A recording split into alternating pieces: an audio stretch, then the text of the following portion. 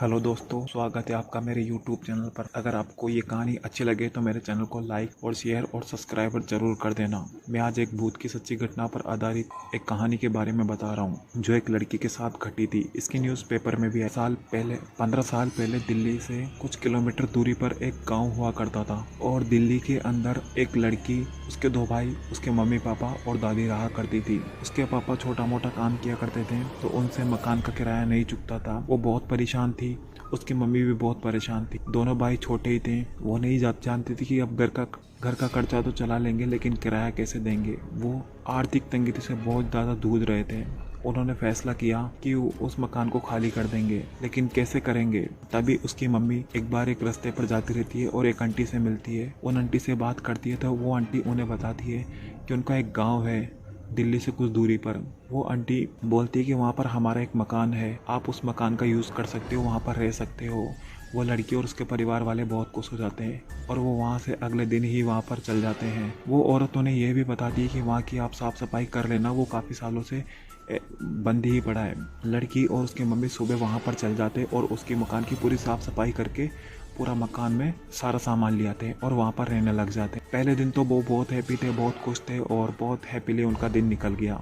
कुछ दिनों बाद लड़की को ऐसा महसूस होता था कि उस मकान में कुछ है, लेकिन वो नहीं जानती थी, वो इग्नोर कर देती थी। जब एक बूढ़ी दादी एक गांव से उनके मकान के अंदर आई और उन्होंने कहा, लड़की के पापा को कहा, बेटा क्या तुम जानते हो ये मकान बहुत दिनों से बंद है, फिर भी इसमें रहने आ गए।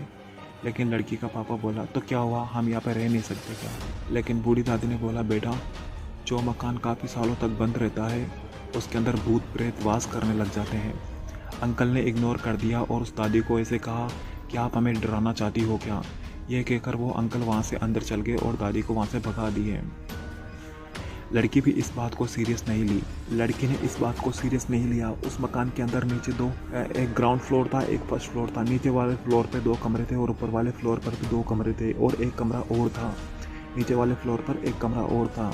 वो लड़की अपनी दादी के साथ सो गई और उसके मम्मी पापा दोनों भाई ऊपर वाले रूम में सोया करते थे। एक दिन की बात है, जब लड़की ने महसूस किया कि उसके पास वाले कमरे में से कुछ आवाज़ें आ रही है खड़खड़ाने की, तो वो उठी और जागी और बाहर की तरफ गई तो पूरे गांव की लाइट गई हुई थी। एक्चुअली क्या है कि उस समय पूरे गांव की लाइट जा चुकी थी। लड़की ने देखा जो वॉशरूम के पास में जो वाईफाई रखा हुआ था वो दीवार पर बार बार भिड़ रहा था और शोर कर रहा था, और सामने रखा कांच भी बार बार दीवार से भिड़ रहा था। लड़की को डर सा लग रहा था। और एक रूम और था जिसके बारे में मैंने आपको नहीं बताया।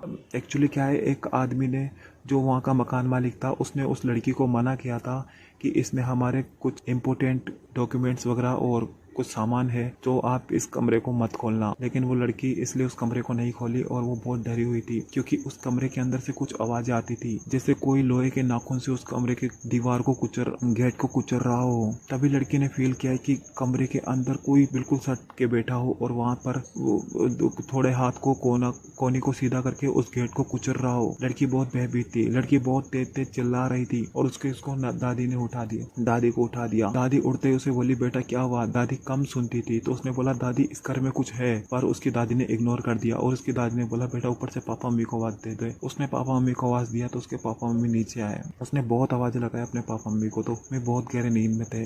उसके पापा मम्मी नीचे आए तो उन्होंने उसे बोला, बेटा क्या हुआ। तो उसको बहुत गुस्सा आ रहा था। उसने बोला, पापा आपकी एक बेटी नीचे सो रही है और आपको बिल्कुल समझ में नहीं आता कि आप मेरा ध्यान नहीं कर सकते क्या, मैं यहाँ पर बहुत डर रही हूँ। उसने बोला, बेटा क्या हो गया, तूने कोई बुरा सपना देखा होगा इसलिए तू डर रही है। वो ये सोचकर वो भी सो जाती है। उसके पापा भी बोलते हैं कि बेटा सो जा, कोई बात नहीं, तूने बुरा सपना देखा है, ऐसा कुछ नहीं है, तू भी सो जा, हमको भी सोने दे, सुबह मुझे काम पे जाना है। बेटी उस बात को इग्नोर कर देती है और वापस जाकर के सो जाती है। उसका बाप बोलता है, बेटी तू भी सो जा, कल सुबह मुझे काम पर जाना है और मुझे भी सोना है। वो लड़की सोचती है कि मैंने कोई बुरा सपना ही देखा होगा, इसलिए वो लड़की वापस से सो जाती है। लेकिन कुछ देर बाद में वापस से आवाज़ें आने लग जाती है और अब तो लाइट भी आ चुकी थी। अब सभी नीचे आ जाते हैं और सभी इस बात को नोटिस करते हैं। उसके पापा बहुत डरे हुए थे। उसके पापा ने सोचा कि उस दादी ने उसके पापा को याद आ गया, वो जो दादी थी उन्होंने सही बोला था, इस मकान में कुछ भूत प्रेत वास करते होंगे। इसलिए अगले दिन सुबह जल्दी होते ही वो लोग उस मकान को जल्दी से खाली करके वहाँ से दूर चले जाते हैं और उसके बाद उस मकान में कभी कोई लौट के नहीं आता और वो मकान काफ़ी सालों तक खाली पड़ा रहता है। क्या दोस्तों ये कहानी आपको कैसी लगी मुझे कमेंट कमेंट बॉक्स में ज़रूर बताइए और ऐसी कहानी को सुनने के लिए मेरे चैनल को सब्सक्राइब कर दो।